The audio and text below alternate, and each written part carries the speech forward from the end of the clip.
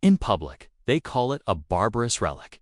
They tell you that gold is a dead asset, a heavy rock from the past that has no place in a modern digital economy. They tell you to trust the currency, trust the banking system, and most importantly, trust the debt. They tell you that the era of hard money is over, replaced by the sophistication of algorithms and fiat promises. But in private, they are doing the exact opposite. In the shadows of the global financial system, something unprecedented has been happening over the last 24 months. Central banks, the very institutions that print paper money and govern our economic lives, have begun buying gold at the fastest pace in over 50 years. From the high-security vaults of Shanghai to the reserves of Warsaw, from Singapore to Moscow, the metal is moving. It is moving in quantities we haven't seen since the height of the Cold War. They aren't buying it to make a quick profit. They aren't buying it for jewelry or industrial use. They are buying it because they know something that you don't. They know that the current financial timeline is running out. We have spoken before about the death of the petrodollar and the inevitable debt spiral facing the West. But this phenomenon is different. This isn't just a symptom of the collapse. This is the preparation for what comes after the collapse. This is the reset, and if you look closely at the data, the timeline suggests it is arriving much sooner than anyone is willing to admit. To understand why this specific movement of gold should terrify you, you first have to understand the anomaly we are living through. For the last 40 years, the global definition of safety was simple. It wasn't gold. It was United States Treasury bonds. If a nation like Japan, China, or Saudi Arabia wanted to save their excess wealth, they bought American debt. It was the bedrock of the global economy, liquid, reliable, and it paid interest. Gold, by comparison, was viewed as cumbersome. It sits in a vault. It costs money to insure and store, and it pays you nothing. So, when the world's central banks suddenly stopped buying U.S. treasuries and frantically switched to buying physical gold-shattering records set back in 1967, 967 NIT sends a signal louder than any press conference ever could. It signals a complete systemic breakdown of trust. We are witnessing a historic pivot. The smart money is exiting the fiat casino before the house of cards falls.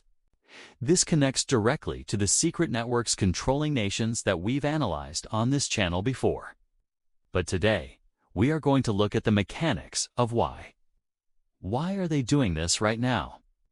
And more importantly, what kind of system are they building to replace the dollar? To find the answer, we have to look back. Because history doesn't repeat, but it rhymes. And this specific gold signal has appeared exactly twice before in the last century.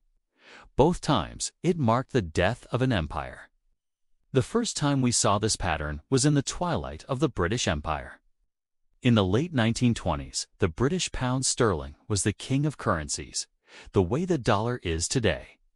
It was the currency of trade, of shipping, and of banking. But Britain was exhausted. The First World War had drained her coffers, and the government was drowning in debt it could never repay. For a while, the world pretended everything was fine. But across the Channel, France, a rival power, began to lose trust in London's ability to pay. The Bank of France looked at Britain's balance sheet and realized the math didn't work. So, quietly at first, and then aggressively, they started converting their paper pound reserves into physical gold. They didn't want the promise of payment. They wanted the asset itself. It was effectively a run on the bank. But at a national level, Britain's gold reserves drained away to Paris, ship by ship, ton by ton. By 1931, the dam broke. Britain was forced to default on gold convertibility. The pound sterling collapsed, wiping out wealth globally overnight. Those who held paper currency lost everything. Those who held gold survived. Fast forward 40 years to the second instance, the Nixon shock of 1971. The United States found itself in the exact same position Britain had been in. The U.S. had overspent on the Vietnam War and massive social programs like the Great Society. The world was flooded with printed dollars that had no real backing. European central banks, specifically the French again, followed by the Swiss, saw the writing on the wall. They saw the debt spiral forming long before the public did. They stopped trusting the American promise. They demanded gold for their dollars. Just like in 1931, ships loaded with gold bullion began leaving American ports, heading for Europe. The hemorrhage of American wealth was so severe that in August 1971, President Richard Nixon went on television and slammed the window shut, decoupling the dollar from gold permanently. He called it temporary, but we all know how that ended. The lesson from these two events is undeniable. In both cases, the sudden rush for gold by central banks wasn't a random investment decision. It was the final warning siren before a monetary regime change. It happens when the world realizes the dominant empire is insolvent. And today, these ships are loading up again. If we analyze the collapse of the British pound, the 1971 reset, and compare them to today's data, a clear, terrifying five-stage pattern emerges. This is the roadmap of monetary death. Stage 1 is the privilege. The dominant power issues the global reserve currency. This allows them to print money to buy real goods from the rest of the world. Trust is high, and the system seems invincible. Stage 2 is the overreach. The dominant power abuses this privilege. They begin to believe that debt doesn't matter. They weaponize their currency through sanctions, or they print trillions to fund deficits and wars. This is the phase where the debt spiral begins to accelerate. Stage 3 is the awareness. This is the turning point. Other nations realize their savings are being devalued, or worse, could be frozen instantly by a political decision. Trust begins to evaporate. Diplomatic smiles remain, but the financial exits are quietly opened. Stage 4 is the gold rush. This is where we are right now. Central banks quietly stop buying the dominant debt in this case, U.S. Treasuries, and switch to neutral assets like gold. They begin repatriating their gold, moving it from foreign vaults in New York or London back to their own soil. They are preparing for the exit. And finally, Stage 5, the reset. The old currency loses its reserve status. A new system is introduced, often backed by the very gold they just spent years accumulating to restore confidence. Make no mistake, the United States is currently deep in Stage 4. The accumulation is happening in plain sight. Yet almost no one in the mainstream media is connecting the dots. Let's look at the suspects. Who is buying? The obvious answer is the East. The People's Bank of China has been buying gold for 17 consecutive months publicly, and likely much more via secret channels and domestic mining that never hits the global market reports. But it's not just China. It's Poland. It's Singapore. It's Turkey. Even developing nations are joining the rush. Why is this happening now? The catalyst was February 2022, when the United States and its allies froze $300 billion of Russian central bank assets. The illusion of risk-free U.S. debt died instantly. Every nation outside the Western Alliance looked at that event and realized a chilling truth. If they can do it to a nuclear power like Russia, they can do it to us. If you hold your national savings in dollars, your savings are not really yours. They are leased from the United States government, dependent on their political approval. The petrodollar system is already fractured. Now, these nations are building a lifeboat. This is formally known as de-dollarization, but really, it is a return to collateral.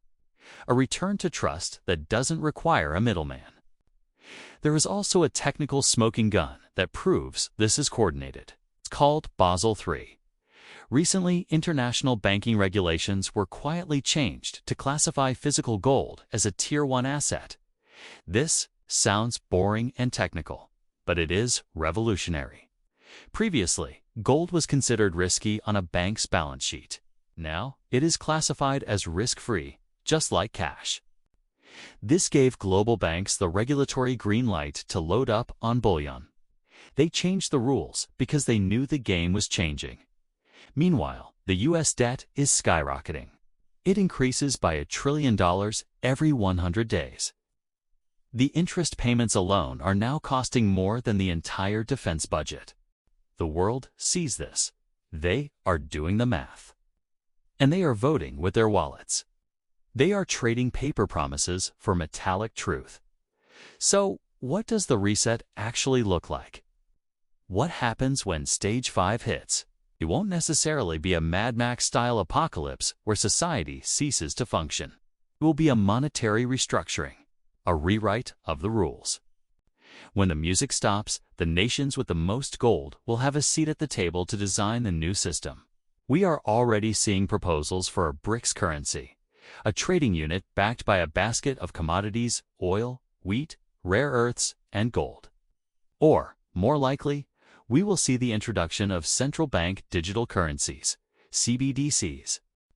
But unlike the fiat money we use today, these new digital currencies might be partially pegged to gold to instill the trust that has been lost. The gold standard isn't coming back in the way it existed in the 19th century, but gold will likely be the anchor that stabilizes the new digital ledger. For the United States, however, the consequences of this shift are severe. The exorbitant privilege of printing the world's money allowed Americans to live beyond their means for decades. It kept interest rates low and import prices cheap. If the dollar is no longer the sole reserve asset, that privilege ends. Trillions of dollars currently held abroad by foreign central banks will no longer be needed. They will flood back home to the United States. The result? Massive domestic inflation. A significantly lower standard of living. Goods that used to be cheap will become luxuries. The export of inflation that the U.S. has relied on will reverse, becoming an import of inflation. As we predicted in our 7-stage collapse pattern video. The accumulation of gold by rival powers is the final checkmate move before the transition. It is the defensive wall being built before the flood.